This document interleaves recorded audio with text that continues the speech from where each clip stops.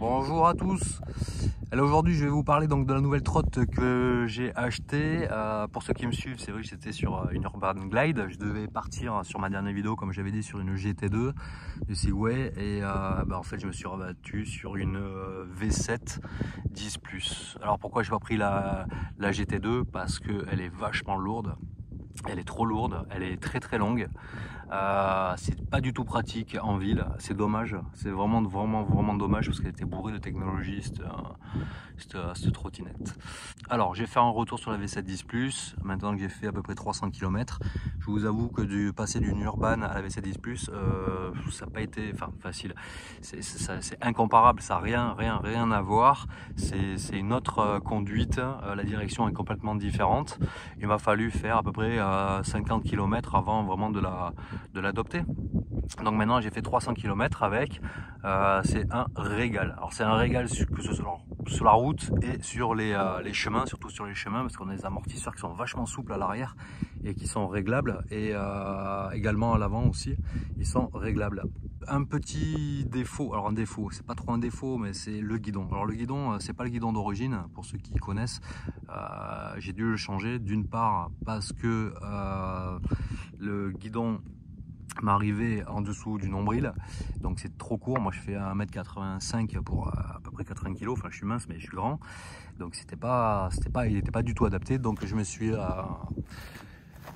replié en fait vers ce guidon. Donc vous voyez, on a un riser qui est vachement beaucoup plus haut, et je suis à 72 ici, donc on a une meilleure stabilité. Ce qui m'a fait bizarre au début sur cette trottinette, c'est que en bas, au niveau de la direction, on a un point dur au milieu, c'est à dire qu'en fait il fallait sortir du cran à droite ou à gauche pour tourner.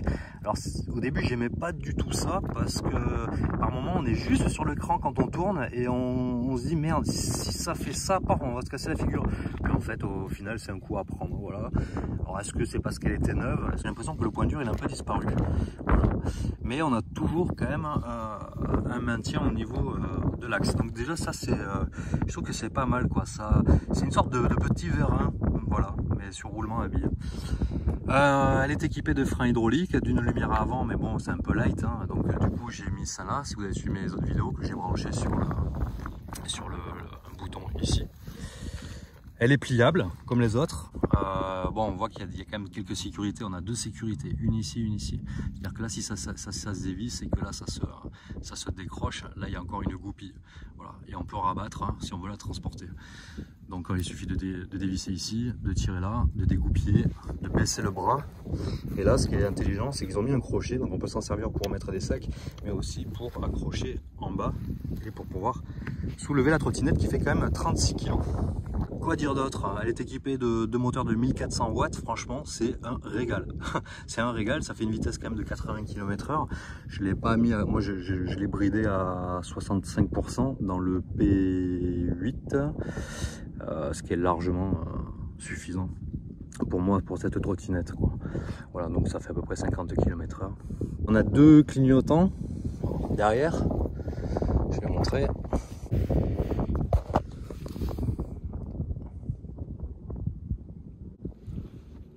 Pas ma carte. J'ai pas ma carte. Ça par contre, vous voyez la carte, ça c'est une merde. Putain, elle est là.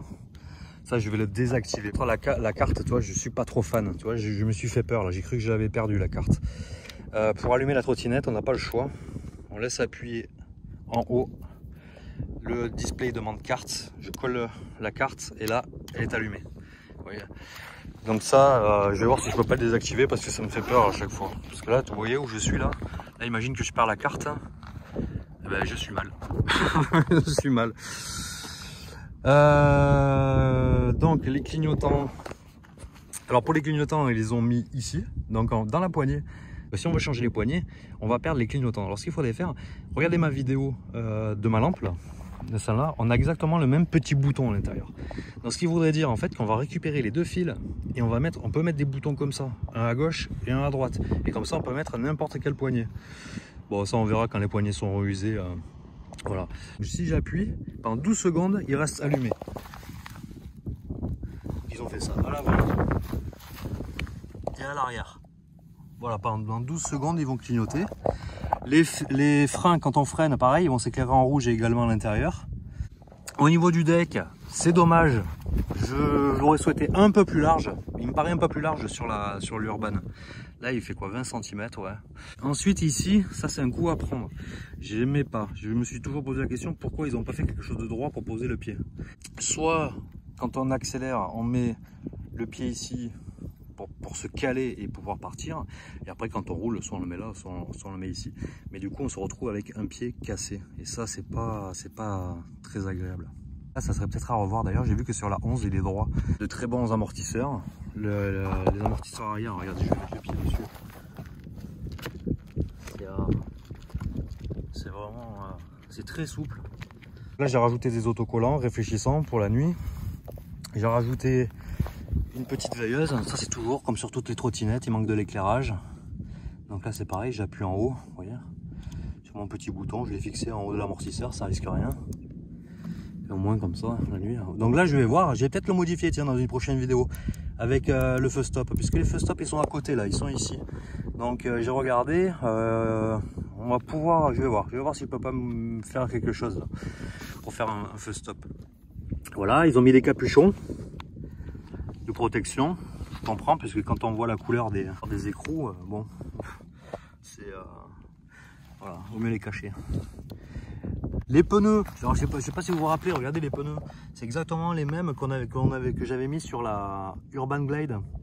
Donc là, elles sont équipées donc de 2 pneus avec chambre à air en 10 pouces. Donc ça, je préfère les chambres à air hein, quand tubeless, parce que tubeless, on a vu sur l'Urban que les pneus peuvent se dégonfler avec les tubeless. Et c'est vrai que sur les Urban, il fallait chaque fois qu'on voulait faire une sortie vérifier les pneus. Franchement, je les ai jamais gonflés depuis 300 km. Donc ça, c'est top. Voilà, là j'ai rajouté un grip ici pour accrocher, ça suffisait, mais bon, ça c'est pour la sécurité. Pour charger la batterie, donc la trottinette est vendue avec un chargeur de 2 ampères, mais on peut en acheter un deuxième pour brancher en même temps et charger beaucoup plus vite.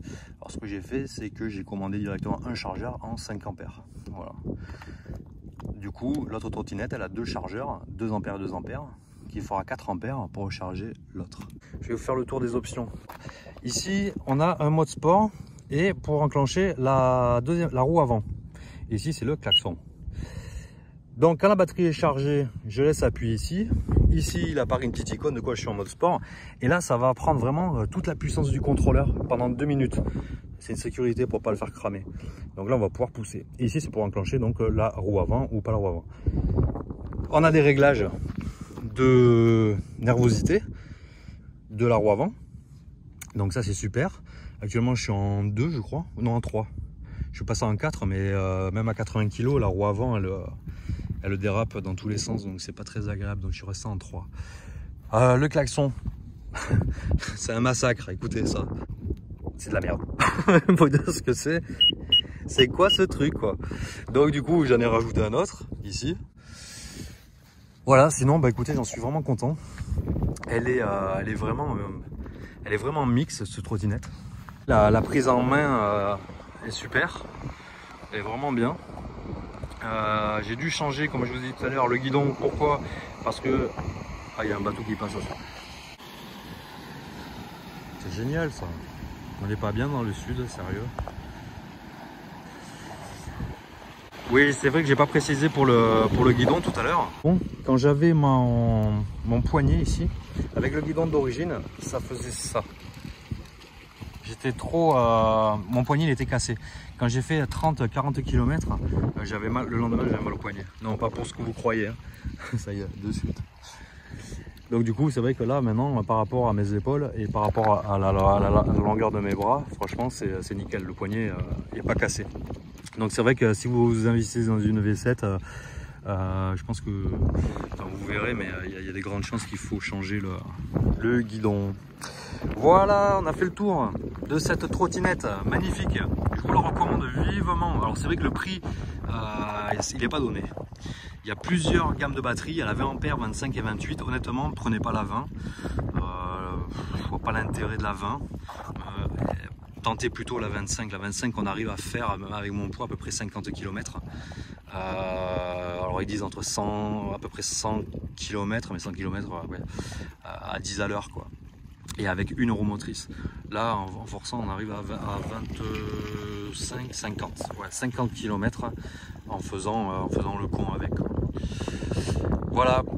Allez, à bientôt pour une prochaine vidéo et pour de nouvelles modifications.